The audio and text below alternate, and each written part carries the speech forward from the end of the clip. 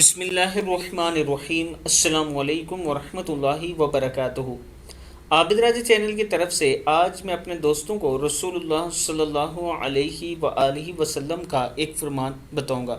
حضرت ابو ہریرہ رضی اللہ تعالیٰ عنہ بیان کرتے ہیں کہ رسول اللہ صلی اللہ علیہ وآلہ وسلم سجدے میں یہ دعا کرتے تھے: بسم اللہ الرحمن الرحیم، اللہم اغفر لی ذنبی کلہ دقہ وجلہ واولہ وآخرہ وعلانیتہ وسرہ۔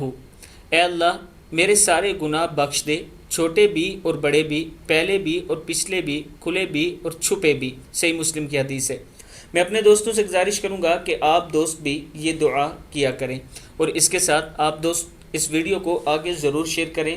اور میں ایک غریب اور بیوہ عورت کا گھر بنا رہا ہوں، اگر آپ دوستوں میں سے کوئی تعاون کرنا چاہتا ہے تو یہ میرا واٹس ایپ نمبر موجود ہے، ایزی پیسہ اور جیز کیش بھی اسی پر موجود ہے، آپ دوست تعاون کر سکتے ہیں۔ السلام علیکم ورحمۃ اللہ وبرکاتہ۔